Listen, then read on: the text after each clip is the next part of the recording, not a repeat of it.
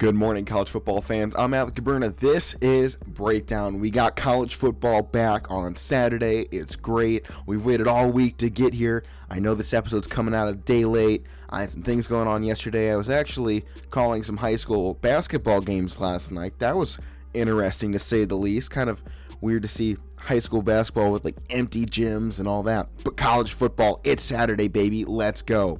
So, biggest matchup of the day, number 13 BYU taking on number 18 Coastal Carolina. Both teams are 9-0. This came in as kind of a late schedule change. This week, Coastal was actually supposed to be facing Liberty, but that game got canceled. Liberty had COVID, so now BYU sent out their trucks before this game was even scheduled. They sent them all the way across the country, and they ended up getting this game on the schedule. This is pretty big when we're talking about the college football playoff. Both teams are 9-0. They're two of the best group of 5 teams. Obviously, we still have Cincinnati up there, and right now the committee values Cincinnati more than they're valuing either one of these two teams, especially because number 13 BYU, they don't have a top 25 win under their belt right now, and this game could go a long way in doing that, and that really goes for both of these teams. Coastal does have a top 25 win, but it's over number 25 LA Lafayette, so neither one of these teams have the strength of schedule that this committee has shown that they are looking for at the moment. So this game makes that strength of schedule huge. BYU is a stat category leader right now for a ton of things.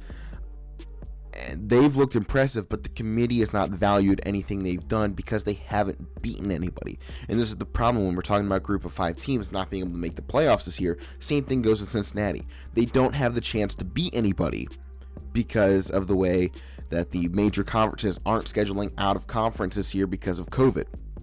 So how does this game going to impact the college football playoff? Well, it doesn't unless we're talking about teams getting upset.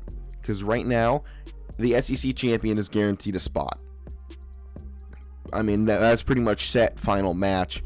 And if Alabama loses that SEC championship game, we might get 2 SEC teams in there once again.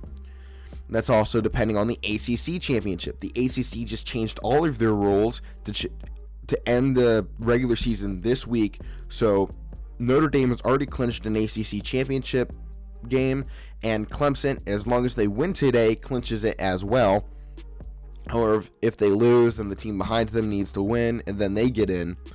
So, and we know Clemson doesn't really lose. So we're looking at another Notre Dame-Clemson rematch in the ACC championship game.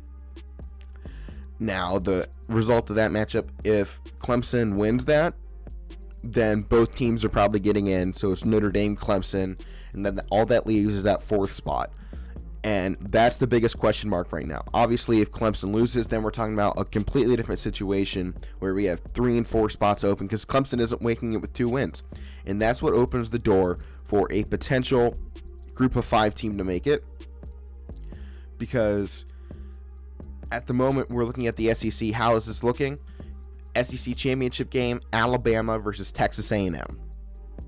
At the moment. And if Texas A&M was to beat Alabama, well, now they obviously get in, and Alabama would probably get that 3rd spot if Clemson was to lose. However, if Alabama wins this game, then the only other one-loss SEC team is Florida. Well, Florida lost to Texas A&M. So if you're looking at this properly, Alabama's beat Texas A&M. Texas A&M is better than Florida. So how are we putting Florida in there? Because Texas A&M couldn't get it done. So Florida can't make it in. I mean, they probably could, but in this scenario, when now we have a 3 and 4 spot open with a Clemson loss, we're talking about potentially a Florida, Cincinnati. And frankly, those are the best teams in the country at the moment. And Cincinnati has looked really impressive this season. But the biggest question mark still comes with Ohio State. Ohio State, 4 wins at the moment. They have their game today up in East Lansing against Michigan State. And as long as they win this one, they got to blow out Michigan State. They got to make their resume look a little more impressive after that close game against Indiana the last time they were able to play. And just as I had said on the Casual Sports podcast, and actually Kirk Herbstreit said it the day later on the college football playoff top 25 rankings release, Michigan most likely will not be playing this game against Ohio State in the game this year because of COVID. I had said originally because, Jim Harbaugh doesn't want to go face Ohio State, and he's going to use this excuse to try and pull off the biggest rival move you can and cancel your game to try and get your other team out of the college football playoffs, out of the Big Ten championship game. This is the best thing Harbaugh could have done because he can't lose this way. He's only screwing over Ohio State, and he knows it, and he loves it. And what did you see last? We've already gotten Michigan's game canceled this weekend against Maryland. Michigan's, ever since, I think it was Tuesday or Wednesday, Michigan's program started going wild with COVID cases, kind of out of nowhere. It was kind of odd that it just popped in. So now this is setting the stage to go into next Saturday with a potentially undefeated Ohio State team. 5 wins, only need one more game to get into that Big Ten championship game. And Michigan's like, nope, we're not there. Interesting to see what could happen there. But if Ohio State doesn't make the Big Ten championship, then the question pops up, can they make the college football playoff? Now, the Big Ten committee has said that they're looking into possibly changing the rules to see, do we really need a team to have 6 wins? Because COVID, I think, did something they really didn't expect to do as much as it did, canceling all these games. So they talked about potentially lowering the game amount. They've changed some rules during the season, kind of to Ohio State's favor, but they want their best team in. And as a conference, you want your best team representing your conference. You're not going to send a 1-loss Northwestern and a 1-loss Indiana team to go represent your conference nationwide. You want the 5-0 Ohio State Buckeyes, even if they don't look like the Ohio State from last year, which they clearly aren't. But you still want this. They're still the best team, and you still want your best team representing your conference. So if they change those rules, Ohio State gets into the Big Ten championship, they win it, 3 spots sealed up. At the moment, we have 3 spots sealed up as long as Ohio State wins the Big Ten championship. So it's Alabama at number 1, in that SEC championship game, we're already saying Alabama, but against Texas A&M or Florida, those are going to be tough matchups. They're facing 2 very good offenses in those matchups, but it's Alabama. They don't lose to these guys. Are you kidding me? And Alabama already has the win over A&M earlier in the season. So that's college football playoff. Obviously, BYU, Coastal Carolina today, ESPNU, 5:30 p.m. weird kickoff.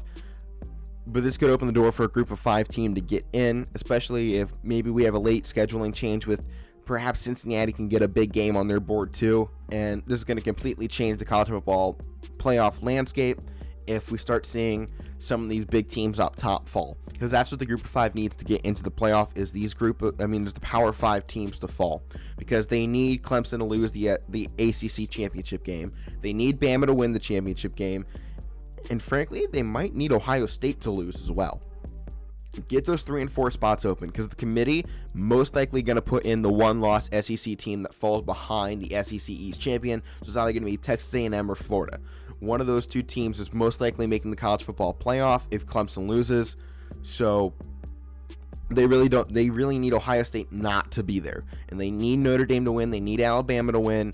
That is the best chance any group of 5 team has of making the college football playoff this year. Other games today, we got Indiana, Wisconsin.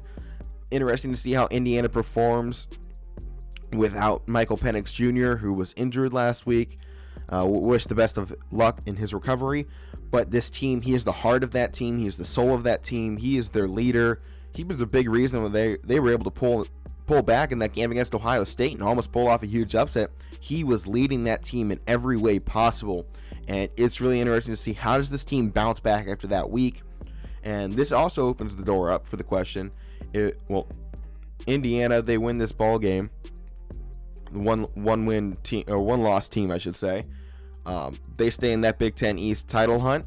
If they lose the game, they don't looking as good, and that would really open the door for the Big Ten to go change those rules just to make sure Ohio State gets in, because you're not going to be promoting a two-loss Big Ten East champion when you could have an undefeated Ohio State go into that matchup. All right, I hope you guys enjoyed the show this week. College football Saturday, go enjoy it. Grab your food, grab your popcorn, go sit down, enjoy the long day of action. We'll see you all next week.